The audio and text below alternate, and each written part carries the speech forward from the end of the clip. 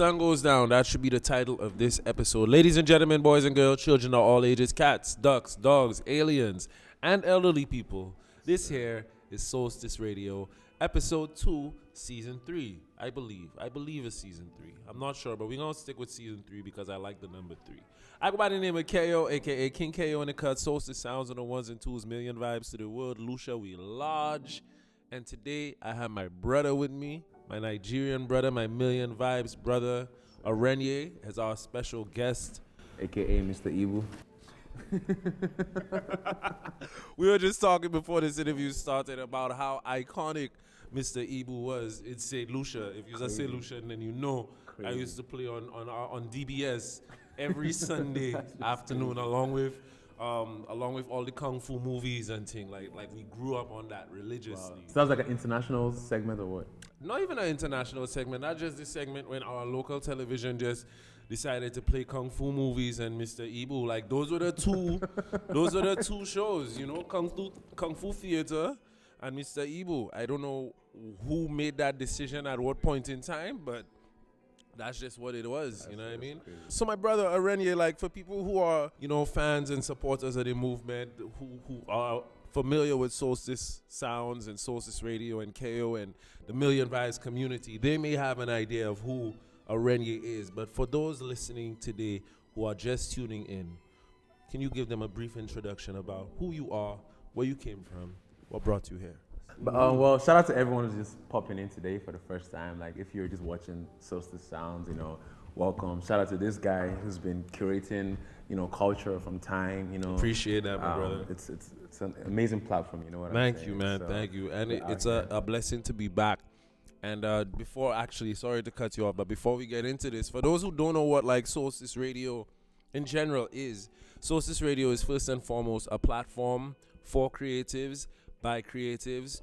Our mission is to showcase and celebrate arts, culture, fashion, and everything in between from a global community, a global Afro-Caribbean diaspora, and bring that to the forefront of culture. And we just so happen to be in Halifax, Nova Scotia right now. So it's our mission, our duty to celebrate and showcase and bring what we have here in this community of ours to the forefront. So with that being said, back to you, Mr. Rennie, man. What brought you here to Halifax originally? Man, shout out to my parents. First of all, you're gonna hear a lot of shout out to. That's just the way I talk. Flowers, you gotta give them their flowers. Yeah, man. But yeah, my parents brought me here for school. Came to St. Mary's University. I did marketing in school. Lived with my uncle and my aunt. You know, Mr. and Mrs. Fabule, and you know, went to the church there as well too. So yeah, man, it was definitely school brought me here from my parents' perspective, but music has always been, you know, my thing, like everywhere I was going. So coming here, I already knew that this was a new ground to, you know, further my music. True. That really resonates with me because, I mean, you said you did marketing. I did marketing in school as well.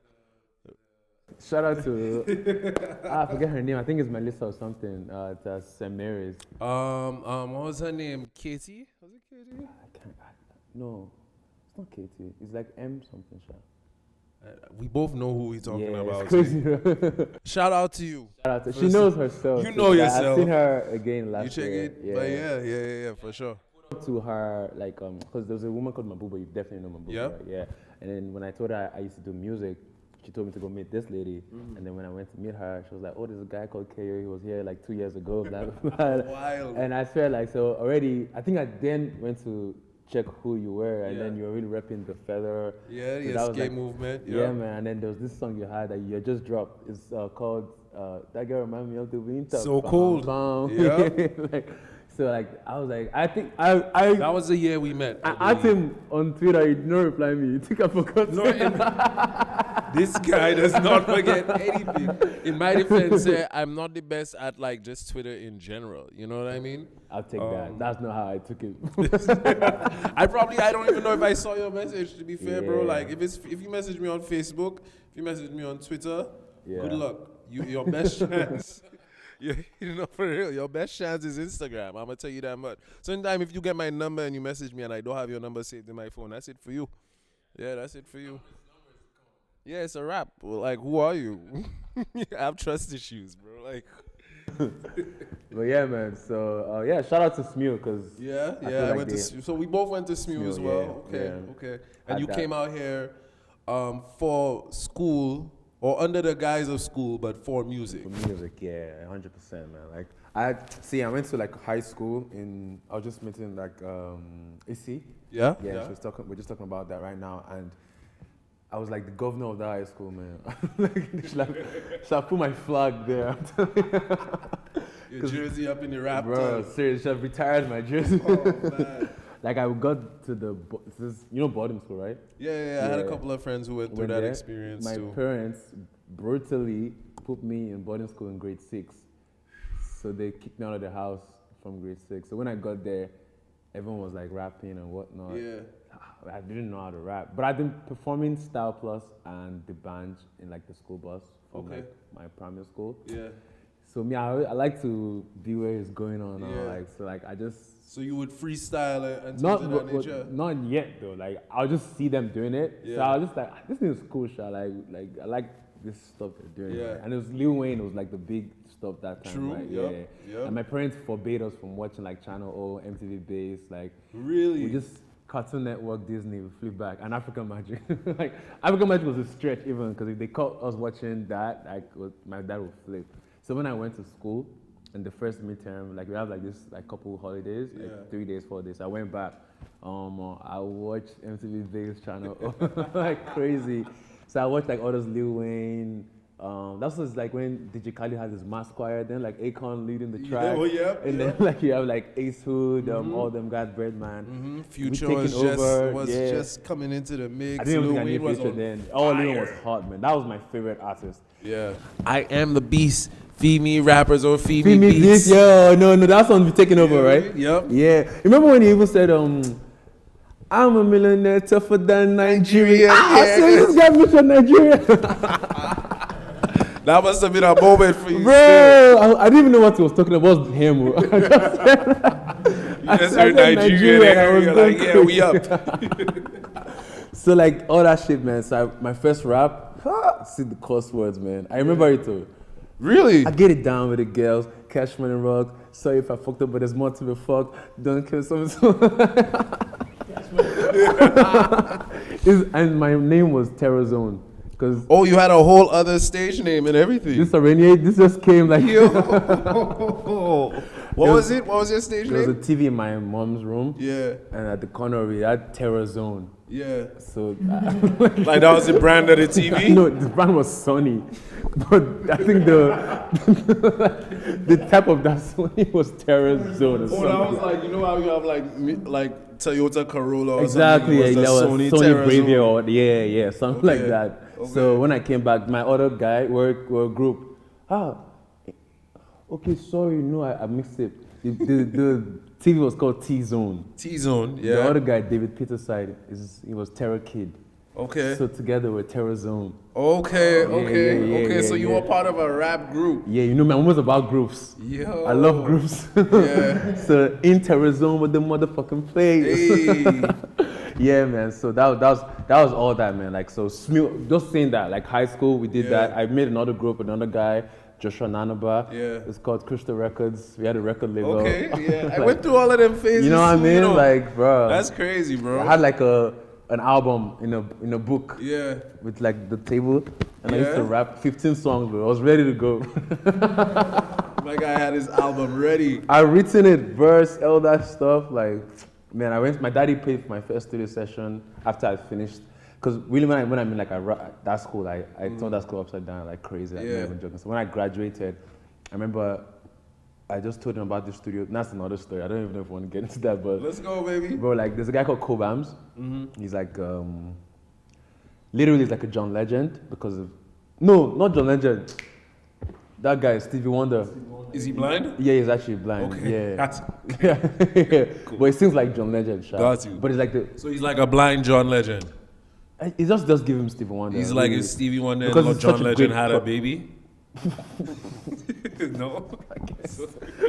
Anyway, continue with your story. But he's a great producer. I was watching this thing called Hip TV.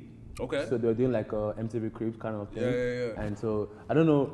They actually say where they live, like their real house. Like their address and all? Like I don't. crazy. That make no sense. I'm telling Can't you, do that like- in 2025. Like he said he was living in am I supposed to say? It's all right. I think no. Yeah, I think they said it. Ogudu, right. Okay, yeah. So then I go to the website of his record label. Yeah. And I get the actual address of that place. Of the record label. Yeah. So there's something called Danfo. That's like the boss. Yeah. But my parents are so protective, but I wasn't having that. So I went to my mom. I actually don't steal though, but this time I actually stole. Like, so I went there, I took like, but I never considered this thing because my mom was a trader, right? Yeah. So she always used to bring like a lot of change. Yeah. So that's this money, that was like our bank. Like, we just go there and That was just the piggy bank they Exactly, had coins right? there. Yeah, Okay. So I went there, I picked change home, and then I went to the studio, bro. Yeah. Like, but when I went there, it was locked. There was nobody there. But you know the gate you can peep was inside. So I saw like stuff. I was hoping to see somebody like bears or like someone. I would just say, yo, like, but there was nobody. So I waited up like 3 hours, bro. Really? Nobody came. It was turning dark.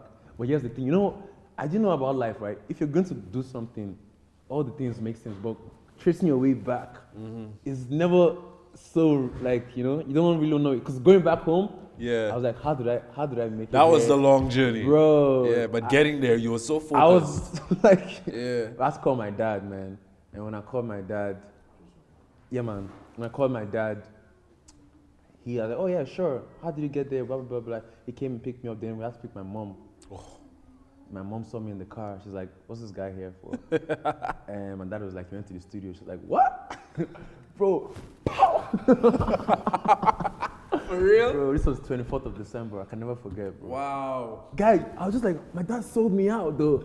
Like, He wasn't supposed to tell. it's just like, he acted so cool before she came, and then now he's like, he doesn't know what I was like, bro, It's this like guy. the same backfight. And like, so, but then I think it felt bad. That's what I was trying to say. So maybe like the next holiday, I remember he was going out one day. He just put like 10,000 naira under one like furniture that we had. Yeah. And he told me that was for the studio. Yeah. So that was the first time. That was rap that I wrote in my book from high school. There's a guy called Indomix. It was like a big. So I used to hear his name in like mixing. He used to mix a lot of Afrobeat songs then. Okay. Indomix.